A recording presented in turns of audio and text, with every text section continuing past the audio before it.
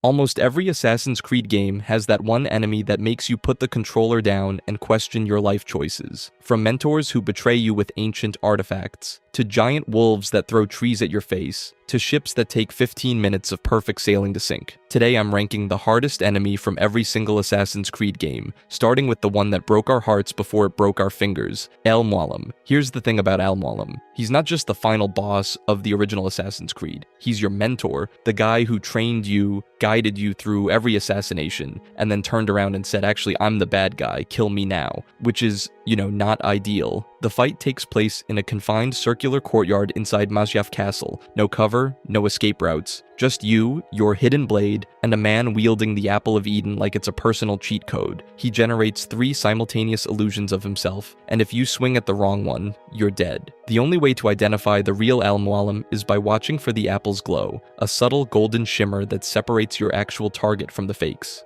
But you can't just walk up and stab him. You have to break through his illusions using hidden blade counters. Precise, timed, unforgiving counters. In a game where the combat system was still finding its legs, this fight demanded perfection from players who'd spent the entire game learning that counter and kill solved everything. And the psychological layer makes it worse. This isn't some faceless Templar. This is the man who defined Altair's entire worldview. Every swing carries narrative weight that no other boss in 2007 was asking of players. Simple mechanics by today's standards. But in that courtyard, with illusions closing in, Al-Mualim taught an entire generation that Assassin's Creed would never let you get comfortable. But if you think fighting your own mentor is rough, wait until you meet the dual-wielding maniac trapped underground with you, Shakulu. Here's the thing about most Assassin's Creed boss fights. You have room. You can run, you can climb, you can create distance, and reassess. Shakulu doesn't give you any of that. This fight takes place during the Cappadocia sequence in Assassin's Creed Revelations, and it drops you into the underground tunnels beneath the city. We're talking narrow, claustrophobic passageways where the camera becomes your worst enemy and the walls become his best friend. Shakulu is the leader of the Byzantine Templar-aligned rebels, and he fights like someone who knows exactly how small this room is. He dual-wields scimitars with wide-arc spinning attacks that are completely unblockable. You cannot counter this man. The game's entire combat philosophy up to this point has been wait, counter, kill, and Shakulu just deletes that from the equation. Your only option is precise sidesteps, which sounds manageable until you remember you're in a hallway barely wider than Ezio's shoulders. One mistimed dodge and you're pinned against a wall eating both blades. But here's where it gets genuinely cruel. His health regenerates if you back off and give him breathing room. The game is actively punishing you for playing defensively. You have to stay aggressive, stay in his face, keep swinging, all while threading sidesteps through spinning death in a space the size of a bathroom.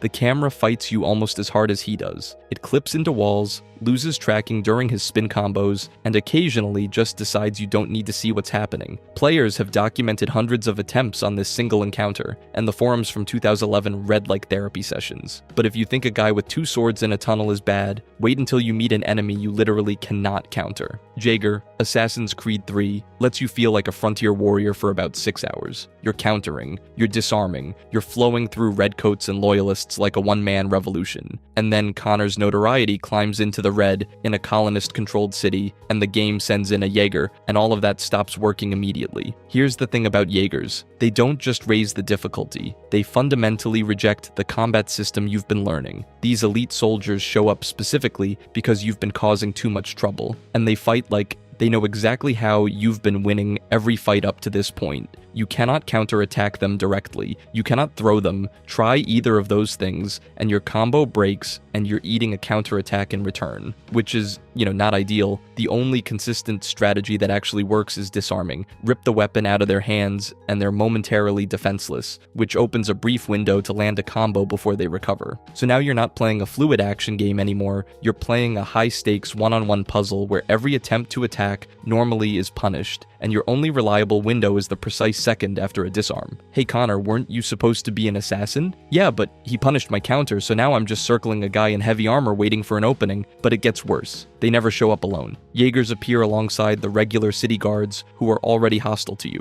meaning the second you commit to the disarm attempt on one, the rest of the patrol is already mid-swing. The counter system AC3 built its identity around, gone. replaced by frantic kiting, desperate positioning, and the quiet realization that running might genuinely be your best option. And then one of them drops a mine on the street as you retreat, because apparently that's also a thing they can do. The community response was universally miserable. Players weren't asking for tips on how to beat them. They were asking why hitting notoriety level 3 meant the game spawned an enemy that specifically invalidated every skill they'd built. Someone at Ubisoft Montreal looked at their frontier combat system and thought, what if we added an enemy that makes your counters feel useless? And then just went to lunch. At least a Jaeger can only chase you through the colonies. Wait until you hear about the legendary warship that hunts you across the entire Caribbean. Legendary ships, El Impoluto. El Impoluto translates to the Immaculate, which is, a hilarious name for a ship that will make you scream profanity at your television for 12 straight minutes. This legendary Spanish warship in Black Flag is the naval equivalent of fighting a brick wall that shoots back faster than you can reload. Here's the thing about El Impoluto that makes it uniquely miserable. Most ships in Black Flag, even tough ones, you can whittle down with chain shots to cripple their movement, then circle in for the kill. Standard procedure. Except El Impoluto has reinforced hull plating that reduces chain shot damage by 40%. So your entire opening strategy? Useless. You're forced into precision broadsides, which means getting close, which means getting shot. And those cannons reload 25% faster than any other legendary ship in the game. So while you're lining up your angle, calculating wind speed, trying to remember which button fires the mortars, El Impoluto has already loaded, aimed, and punched 3 holes in your hull. Cool, that's fine. The only consistent strategy that works is maintaining a 45-degree angle to its broadside. Not 40 degrees, not 50, 45. You drift outside that window for more than about 20 seconds, and your rigging takes enough damage to slow you down, which puts you in broadside range, which means you're dead. The margin for error is essentially don't make one. But here's where it gets weird. There's a persistent myth in the community that a glitch lets you skip the fight entirely with synchronized mortar strikes. Players swear by it. Forum posts describe it in detail. Speedrunners have debunked it repeatedly, but it refuses to die. The truth is that sub-4-minute victories are possible, but they require flawless execution, a fully upgraded Jackdaw, and the kind of luck that doesn't exist in most playthroughs. For everyone else, it's 12 minutes of white-knuckled sailing against a ship named the Immaculate that's anything but clean in how it fights. But if you think one angry warship is bad, wait until you meet a fortress that fights back during a hurricane. Storm Fortress. Most legendary ships in Rogue will kill you for getting too close. The Storm Fortress will kill you for existing anywhere within cannon range. This thing is the single most durable vessel you'll ever face in the game, and a standard fight against it lasts over 15 minutes if you're playing it straight, which is, not ideal when one wrong turn means restarting that entire marathon. But here's where it gets weird. The Storm Fortress has a fatal design flaw that completely breaks how you're supposed to fight it. It doesn't carry burning oil barrels. None. 0. Which means if you can get your ship directly behind it, right up against its stern, it literally cannot hurt you. Every instinct you've developed from naval combat tells you to keep distance, broadside at angles, play it safe. The Storm Fortress punishes all of that and rewards you for doing the one thing that feels suicidal, tailgating a warship. And you need that exploit because its offensive capabilities are genuinely absurd. The mortar attacks track your speed with uncanny accuracy. You can't outrun them with consistent throttle. The only reliable dodge is micro-adjusting your speed, constant tiny changes that throw off the tracking. Miss one adjustment and you're eating massive damage in a single hit. Then at 2/3 health, it changes the rules entirely. The Storm Fortress starts hurling rocks from long range, not cannonballs. Rocks, like some kind of nautical catapult nightmare. These projectiles have massive range and bypass your standard evasion patterns, forcing you to completely abandon whatever positioning strategy was working and adapt mid-fight. So you've got a ship that demands you unlearn everything Rogue taught you about naval combat, master a counterintuitive rear position tactic, maintain frame-perfect throttle control against tracking mortars, and then throw your entire strategy away when it starts lobbing boulders, all for 15 minutes straight with 0 checkpoints. But if you think mastering one impossible ship is stressful, wait until you hear about the enemies that hunt you across an entire country. Phylax. Here's the thing about Assassin's Creed Origins. You're wandering through the Egyptian desert, maybe level 15 feeling pretty good about yourself because you just cleared a bandit camp without dying. Life is great. The sun is setting over the Nile. Then you hear hoofbeats behind you, and a level 40 bounty hunter on horseback shoves a spear through your spine before you even open the menu. Welcome to the Phylax. These guys were an elite Ptolemaic force serving Pharaoh Ptolemy XIII, and historically, their job was hunting down enemies of the state. Ubisoft looked at that and said, cool, let's make them hunt the player, which is, not ideal. The weapons are the real problem here. These guys hit like freight trains with massive damage output, meaning it doesn't matter if you're mid-combo, mid-dodge, mid-anything. One solid hit from whatever oversized weapon they're carrying, and your health bar evaporates. You're standing there like an idiot while a man in heavy armor winds up to hit you again, and again, and again. But here's where it gets complicated. They patrol alone, but they patrol through populated areas. A Phylax will roll through a zone full of soldiers who are already hostile to you, meaning the moment you engage one enemy, this massively overleveled nightmare joins the fight uninvited. You need near-perfect dodge timing just to survive long enough to deal meaningful damage. Most players at the intended level can barely scratch them. I don't know what to tell you, and you can't just run away and forget about them. They persistently patrol set routes across entire regions, and they will chase you down if they spot you. Lose one near Alexandria, you'll run into another near Memphis. It's like a Hydra situation, except the Hydra has horses and a grudge. The accidental encounters are what really broke people. You'd be doing a level 20 quest, minding your business, and a level 40 Phylax would just ride through because his patrol route happened to intersect with your quest area. Great, add that to the list, but if you think getting chased across Egypt by weapon-wielding maniacs on horseback is bad, wait until you have to fight a literal Greek myth that turns you to stone for looking at her, Medusa. Here's the thing about every other enemy on this list. You can look at them. You can study their attack patterns, watch their animations, read their movements. Medusa in Assassin's Creed Odyssey takes that away from you. She takes the most fundamental thing a player does, looking at the screen, and turns it into a death sentence. The Gorgon's Cave quest drops you into this fight at around level 50, and the game expects you to have specialized gear equipped before you even walk in, which is, not ideal for the players who stumbled into this quest thinking it was another generic cave. It was not another generic cave. Medusa operates on 3 health phases, and each one escalates like she's reading a manual titled How to Make Someone Throw a Controller. Phase 1 is manageable. Standard attacks, dodge windows, nothing crazy. Phase 2, she starts summoning serpents that flood the arena while she's still actively trying to kill you. And Phase 3, full 360-degree petrification gaze that turns you to stone in about a second flat if you're looking anywhere near her face. That's the mechanic that breaks people. Direct eye contact means instant petrification.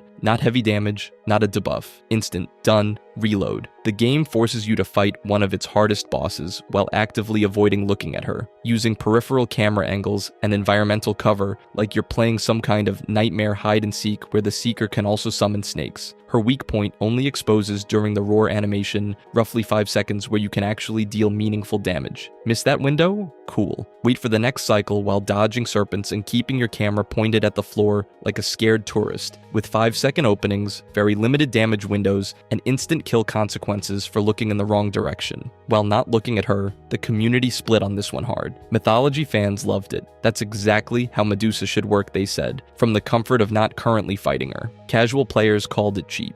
An instant kill mechanic with no counterplay beyond don't look at the boss you're fighting felt less like a fair challenge and more like the developers asking you to pat your head, rub your stomach, and solve a Rubik's Cube simultaneously. But if you think fighting a boss you can't look at is psychologically punishing, wait until you meet the giant wolf that requires you to attack its legs while it's actively trying to eat the entire world. Fenrir. Fenrir is the kind of boss that makes you question whether the developers actively hate their player base. This is the final boss of Valhalla's Asgard arc, the culmination of the Binding Fate mission, recommended at power level 255, which sounds like a suggestion until you realize being underleveled means Fenrir's attacks essentially one-shot you. Less of a recommendation, more of a threat. Here's the thing about Fenrir. This isn't one fight, it's 3 completely different fights stitched together, and each one demands you throw everything you just learned in the trash. Fenrir has glowing weak points on its legs, and hitting them is the only way to deal meaningful stagger damage. Every instinct tells you to spam heavy attacks at a giant wolf's face, and the game punishes you with lethal lunges and bite combos that close distance instantly. You get greedy, you're dead. Just floor, so you figured out the weak points. Great. Then it transitions phases and Fenrir starts burrowing underground, circling beneath you before launching upward in ambush lunges that are almost impossible to read. Cool. That's also a thing that happened. But wait, you adapt. You learn the underground timing, then in the final phase, Fenrir grabs one of the massive trees in the arena and starts using it as a club, smashing it across the ground in wide sweeping arcs that leave almost no recovery windows. The wolf that gave you breathing room in phase 1 now refuses to let you heal. I don't know what to tell you. The saving grace is the slow time ability on perfect dodges. It grants a brief window to unload on weak points, which is basically the game admitting these openings are impossible to exploit at normal speed. They're not optional. They're the difference between progression and a loading screen. Then there's ability synergy. Stacking damage abilities like Focus of the Nornir during stagger windows massively multiplies output, but timing them during brief weak point exposures while dodge timing a phase-shifting, tree-swinging mythological wolf whose limbs are constantly moving is your optimal strategy. Simple. The community frustration is genuinely interesting. Skilled players have proven it's beatable well below the recommended power with perfect dodge timing and zero mistakes, which technically means skill overcomes the power gap. But the average player? Multiple rage quit sessions at the recommended level. The gap between theoretically possible and practically achievable has never been wider. What makes Fenrir truly brutal isn't any single mechanic, it's the forced adaptation. Most bosses escalate by making existing attacks faster. Fenrir introduces entirely new combat patterns at each health threshold. You're learning 3 fights back to back with no checkpoint between them.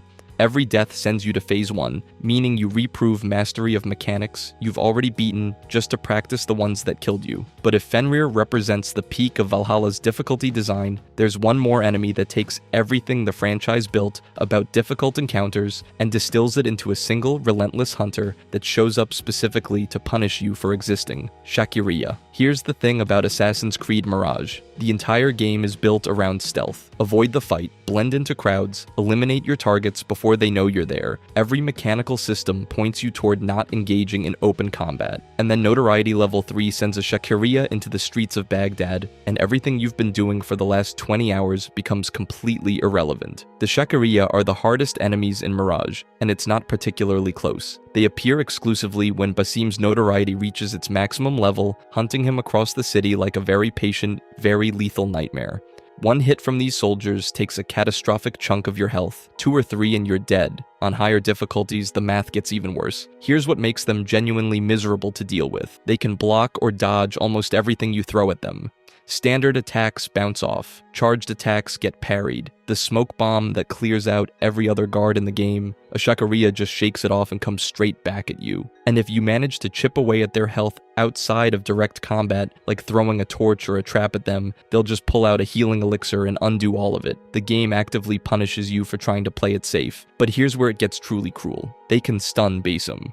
One hit breaks your entire rhythm, leaves you wide open, and if there are other guards nearby, you're dead before you can recover. This is the only enemy in the game with that ability, and they use it regularly. The only reliable strategy is the counter roll skill, the final unlock in the Phantom skill tree at 13 points. It lets you dodge directly into a red attack and roll behind the enemy, opening a brief window to attack from behind. Without it, the fight is genuinely brutal. With it, it becomes manageable, which is kind of the game admitting outright that you need a specific 13-point investment just to make this encounter fair. And here's the ultimate irony. The game's entire philosophy is to avoid getting spotted in the first place. The Shakiria only shows up because you got noticed too many times. So the ultimate punishment for failing at stealth is facing the one enemy who completely invalidates everything the game taught you about how to fight. Mirage is essentially saying you weren't stealthy enough, so now deal with this. It's punishment design wrapped inside a difficulty spike, and the community's frustration with it is entirely justified. If you enjoyed this video and want to see more, click the video on the screen now.